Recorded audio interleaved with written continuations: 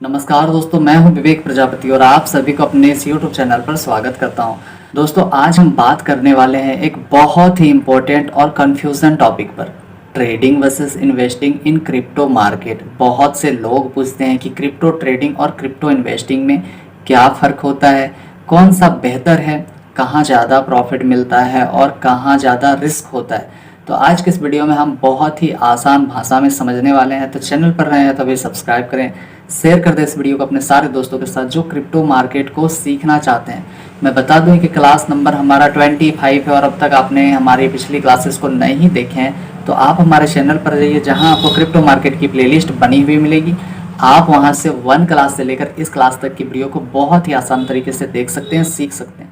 तो चलिए दोस्तों, फटाफट से क्लास को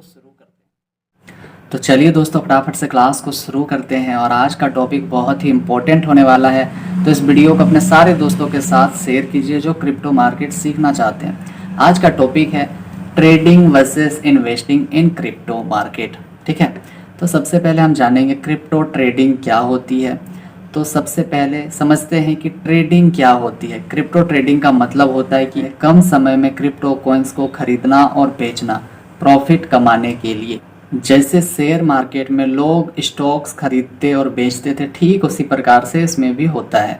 वैसे ही क्रिप्टो में लोग बिटकॉइन, इथेरियम, डोज कॉइन्स जैसे कॉइन्स को ट्रेड करते हैं। ठीक है, एग्जाम्पल्स हम समझने की कोशिश करें तो अगर आपने बिटकॉइन को 50 लाख पर बाय किया, ठीक है, यानी कि खरीदा, और जब उसका प्राइस 52 लाख रुपए हुआ तो आपने क्या किया कि बेच दिया, तो आपको 2 लाख का प्रॉफिट देखने को मिलता है। लेकिन अगर प्राइस गिर गया तो लॉस भी उतना ही तेजी से हो सकता है। इसीलिए ट्रेडिंग को कहा जाता है हाई रिस्क हाई रिवार्ड। ठीक है, इतनी बात समझ में आई। अगला हम जानेंगे टाइप्स ऑफ ट्रेडर्स। अब ट्रेडर्स कितने प्रकार से हो सकते हैं, तो आपको ट्रेडर 3 प्रकार से देखने को मिलेंगे।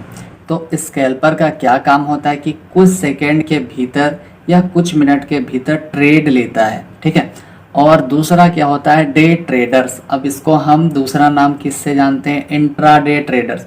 यानी कि इस ट्रेड में क्या होता है कि एक दिन के अंदर अंदर आपको बाय या सेल करना होता है, चाहे आप प्रॉफिट में हैं या फिर लॉस में हैं, ये आपको पता होना चाहिए। आप चाहें तो ये सब लिख लें। तीसरा नंबर क्या है, स्विंग ट्रेडर। अब ये ट्रेडर कैसे होते हैं, तो कुछ दिन या कुछ हफ्तों के लिए होल्ड करते हैं स्टॉक्स को, यानी कि स्विंग को कैप्चर करते हैं। आप यहाँ पर देखेंगे कि मान लीजिए कोई मार्केट है जो कि हायर हाई बना के ऊपर जा रहा है। ठीक है, तो होते हैं यहाँ कहीं पर बाय करते हैं और ये जो स्विंग है, ठीक है, यहाँ तक उसको होल्ड करके रखते हैं। उसके बाद जितना प्रॉफिट होता है फिर वो सेल कर देते हैं। इतनी बात समझ में आई। तो ट्रेडिंग में आपको चार्ट्स, इंडिकेटर्स, न्यूज़ अपडेट और इमोशन सब को संभालने पड़ते हैं ट्रेडिंग के अंदर में। ठीक है, इतनी बात समझ में आई। आगे बढ़ते हैं। तो दूसरा क्या है कि क्रिप्टो इन्वेस्टिंग क्या होती है। ठीक है, तो अब बात करते हैं इन्वेस्टिंग की। इन्वेस्टिंग का मतलब है क्रिप्टो को लंबे समय तक होल्ड करना फ्यूचर ग्रोथ के लिए। ठीक है, यानी आप क्रिप्टो को आज खरीदकर महीने या सालों तक रखते हैं ताकि उसका वैल्यू बढ़ने पर आप अच्छा रिटर्न पा सकें, यानी कि प्रॉफिट आपको अच्छा खासा होना चाहिए। ठीक है, तब तक आप उसको होल्ड करते हैं। इसके एग्जाम्पल्स हम समझने की अगर कोशिश करें तो अगर किसी ने 2015 में बिटकॉइन 20,000 में खरीदा होता तो आज वो करोड़पति बन चुका होता। ठीक है, ये बात आप मानते हो या नहीं, कमेंट में प्लीज बताना। और इसीलिए इन्वेस्टिंग में पेशेंस की ज़रूरत होती है। यहाँ रिस्क थोड़ा कम है पर रिवार्ड मिलने में वक्त लग जाता है। लेकिन यहाँ पर ऐसे हैं कि लोगों को एक ही दिन में करोड़पति बनना है। भैया, मैं अभी भी आपसे हाथ जोड़ता हूँ, सुधर जाओ। एक दिन में आप करोड़पति या अंबानी नहीं बन सकते हैं। आपको थोड़ा सा पेशेंस रखना पड़ेगा, चाहे आप क्रिप्टो मार्केट में हैं या स्टॉक मार्केट में हैं, आप इंट्राडे ट्रेडर्स हैं या फिर इन्वेस्टर्स हैं। तो जब तक आप सीखेंगे नहीं चीज़ों को तब तक से आप पैसा नहीं कमा सकते हैं। ठीक है, ये बात आप लिख लो या फिर भेजे में उतार लो अपने। ठीक है, अगला हम जानेंगे इन्वेस्टर का जो माइंड सेट होता है वो कैसे काम करता है, क्या उनका प्लानिंग होता है। तो इन्वेस्टर क्या करते हैं कि ट्रेंड से ज़्यादा फंडामेंटल को देखते हैं। अब आपको पता होगा कि मेनली हम 3 तरह के ट्रेंड को जानते हैं। अब वो कौन कौन से हैं? तो पहला हम जानते हैं अप ट्रेंड, यानी कि हायर हाई हायर लो करके मार्केट ऊपर जाता है, ठीक है। दूसरा है डाउन ट्रेंड, यानी कि लोअर लो लोअर हाई लोअर लो लोअर हाई करके मार्केट नीचे आता है। और तीसरा जो है मार्केट जब साइडवेज होता है, यानी कि 2 लाइन के बीच मार्केट फंस जाता है, ठीक है। तो यही 3 ट्रेंड होते हैं जो हमें मेनली पता है। क्या इसके अलावा भी कोई ट्रेंड है क्या? तो आप कमेंट करके मुझे बता सकते हैं, ठीक है। तो इसके अलावा अगर आप कहीं पर बाय या सेल करते हैं, 3 को छोड़कर अगर आप कहीं और जगह पे बाय या सेल करते हैं तो आपका फिर लॉस होना तय है, ठीक है। इसीलिए आपको समझना होगा कि ट्रेंड 3 तरह से मेनली देखा जाता है। एक अप ट्रेंड यानी कि मार्केट जब ऊपर ऊपर जाता है, एक डाउन ट्रेंड जब मार्केट नीचे नीचे आता है, और एक ट्रेंड जो साइडवेज होता है, जो मार्केट 2 लाइन के बीच वो फंस जाता है, ठीक है। इतनी बात समझ में आई? चलिए, तो क्या है कि जो इन्वेस्टर होते हैं वो ट्रेंड से ज़्यादा फंडामेंटल को देखते हैं। फंडामेंटल को इसलिए देखते हैं ताकि वो बैक टाइम पर कंपनी की जो ग्रोथ है या फिर लॉस में जा रही है उसको पता कर सके कि पिछले 6 महीनों में कंपनी ने क्या ग्रोथ दिखाया है, पिछले 1 साल में कंपनी ने क्या ग्रोथ दिखाया। तो इस हिसाब से वो अपने साइकोलॉजी को यूज़ करके वो फ्यूचर का पता करते हैं कि पिछले बार अगर मार्केट 10 रुपये पर था, ठीक है, उसके 6 महीने के बाद मार्केट अगर 15 रुपये में रहा तो आने वाले 6 महीने में क्या हो सकता है। इस हिसाब से वो अपना टारगेट को लगाकर इन्वेस्ट करते हैं, ठीक है। और क्या होता है कि प्रोजेक्ट की टीम रोड मैप और यूज केस को समझते हैं। और क्या होता है कि शॉर्ट टर्म फ्लक्चुएशन से परेशान वह नहीं होते हैं, ठीक है। इतनी बात समझ में आई? आगे चलते हैं। अब हम तीसरा नंबर जानेंगे, ट्रेडिंग वर्सेस इन्वेस्टिंग, असली फर्क क्या है। तो आप देखेंगे ट्रेडिंग में क्या है, तो टाइम पीरियड इसमें क्या होता है कि शॉर्ट टर्म मिनट या फिर डेज में आप देख के ट्रेड करते हैं, ठीक है। रिस्क लेवल क्या होता है ट्रेडिंग में, तो हाई होता है।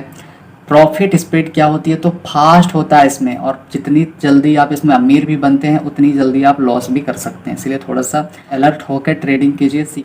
तो सीखने के बाद ट्रेडिंग कीजिए तो आपका पैसा सेफ रह सकता है।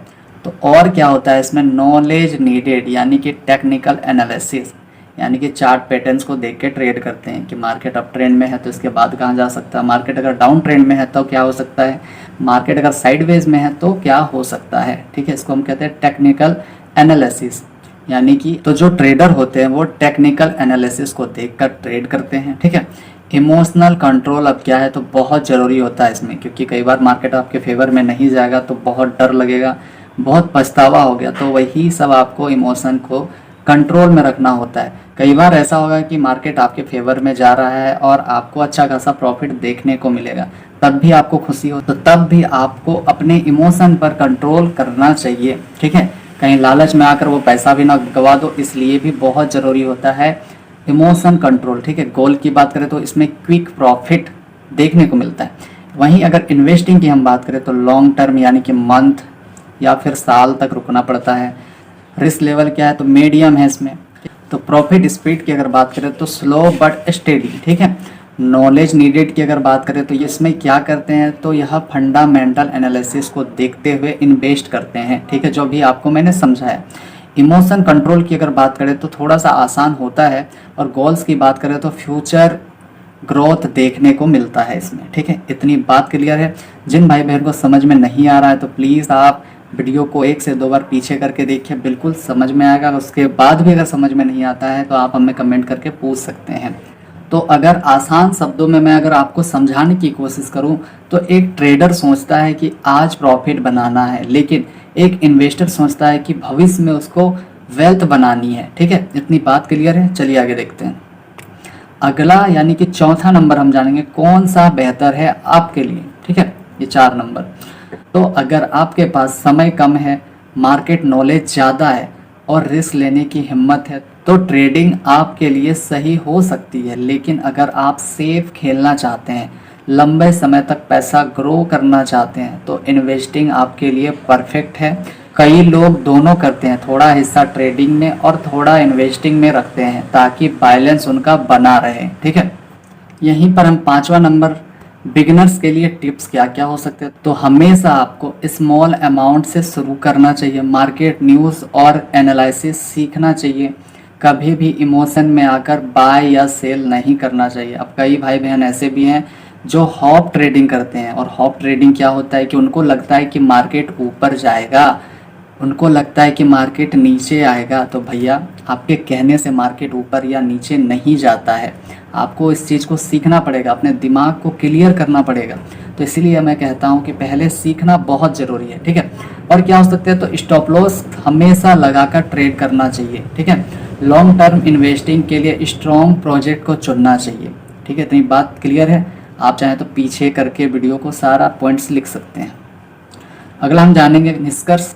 तो दोस्तों अब आपको क्लियर हो गया होगा कि ट्रेडिंग और इन्वेस्टिंग में क्या फ़र्क है, कौन सा आपके लिए बेहतर है। आपको अगर वीडियो पसंद आई हो तो प्लीज़ लाइक करें, शेयर करें, कमेंट करें और ज़्यादा से ज़्यादा सपोर्ट करें।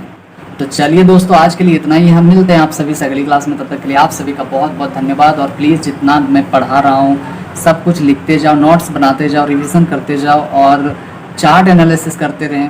तो चलिए मिलते हैं आप सभी से अगली क्लास में एक नए टॉपिक के साथ। तब तक के लिए आप अपना ध्यान रखें। Bye bye.